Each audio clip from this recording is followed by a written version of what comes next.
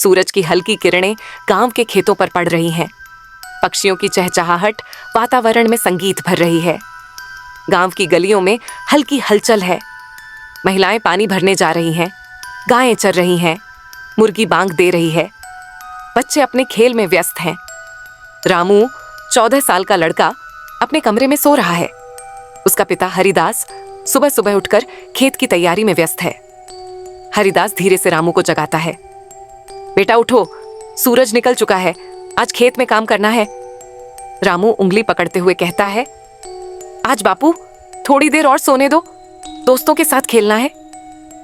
हरिदास मुस्कुराते हुए कहते हैं, ठीक है बेटा, लेकिन याद रखना समय एक बार चला जाए तो वापस नहीं आता। आज जो काम करना चाहिए उसे कल मत टालो। समय का मूल्य समझना ही जीवन की सबसे बड़ी सीख है।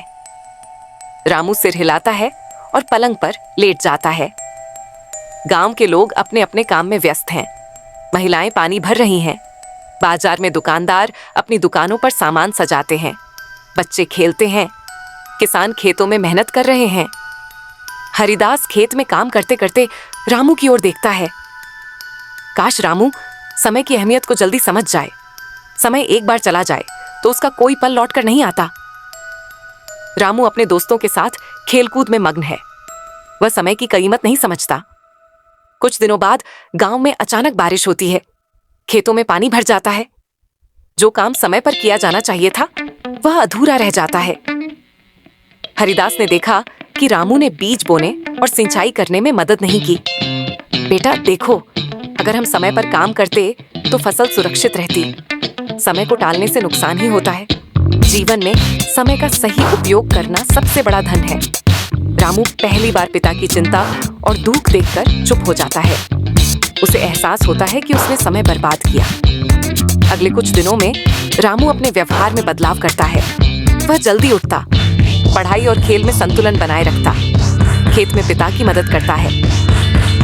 मैंने समय बर्बाद किया, अब से मैं हर पल की कीमत समझूंगा और अपनी मेहनत सही दिशा में लगाऊंगा। हरिदास अपने बेटे के परिवर्तन को देखकर संतुष्ट है। समय की कीमत समझना हर किसी के लिए जरूरी है। रामू ने इसे सीखा, यही सबसे बड़ी खुशी है। गांव में रोजमर्रा का काम जारी है। बच्चे स्कूल जाते हैं, महिलाएं खाना बनाती हैं, किसान खेतों में मेहनत करते हैं। रामू अब समय का मूल्य समझता है।